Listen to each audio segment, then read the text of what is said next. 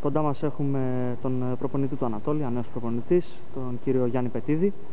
Κύριε Πετίδη, θα θέλαμε να μας πείτε καταρχάς δύο λόγια για το νέο ξεκίνημα του Ανατόλια και την νέα προσπάθεια που θα λάβει χώρα στο κολέγιο. Το Ανατόλια έχει δημιουργήσει μια νέα νεανική ομάδα, αμιγώς ελληνική. Εμπιστευόμαστε τις Ελληνίδες αθλήτριες. Η επιλογή τους έγινε με κριτήρια όπως το ήθος, το ταλέντο, η διάθεση για δουλειά και για διάκριση.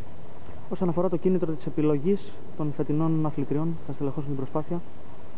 Θέλαμε τα νέα παιδιά να έχουν κίνητρο, να έχουν όρεξη για σκληρή δουλειά, γιατί μόνο έτσι μπορείς να φτάσεις κάποιος ψηλά.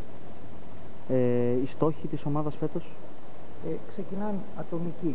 Συνδυάζουμε τους ατομικούς στόχους των αθλητριών, που είναι πολύ υψηλοί, του staff, που είναι επίσης πάρα πολύ υψηλοί. Και καταλήγουμε στο σύλλογο, που επίσης έχει υψηλούς στόχους, άρα λοιπόν είναι υψηλή η στόχη της ομάδας μας. Όσον αφορά, εντάξει, η κατάσταση στο ελληνικό βόλεϊ πλέον είναι δύσκολη, στρέφονται αρκετές ομάδες σε νεαρές παίκτρες. Εσείς το κάνατε φέτος, με επιλογές κυρίως νεαρών αθλητριών. Ο λόγος που οδηγεί σε αυτή την επιλογή, ας πούμε?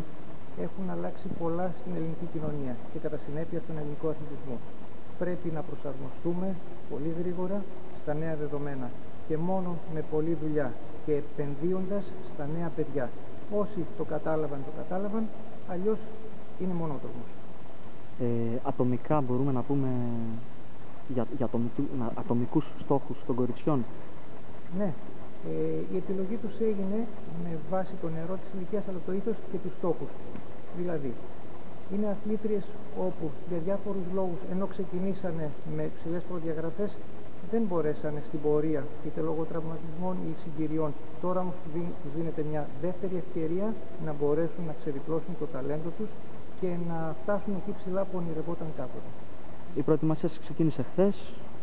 Δύο λόγια έτσι για την έναρξη αυτές τις πρώτες μέρες που είστε μαζί μια παρέα. Ναι. Γίνεται πολύ καλή και σκληρή δουλειά. Γίνεται σε έναν χώρο όπου είναι ιδανικός για προετοιμασία και παρά τις δύσκολες οικονομικές καταστάσεις, να ευχαριστήσω την γέφυση του Ατέρμονα, όπου είναι χορηγός μας και μας προσφέρει πάρα πολλά. Οι συνθήκες είναι ιδανικές, κάνουμε 6 ώρες την ημέρα προπόνηση και είναι ένα πάρα πολύ καλό ξεκίνημα. Ευχαριστούμε πολύ. Καλή επιτυχία σας ευχόμαστε για τη φετινή χρονιά και για τους στόχους που έχετε θέσει. Ευχαριστώ πάρα πολύ και εγώ.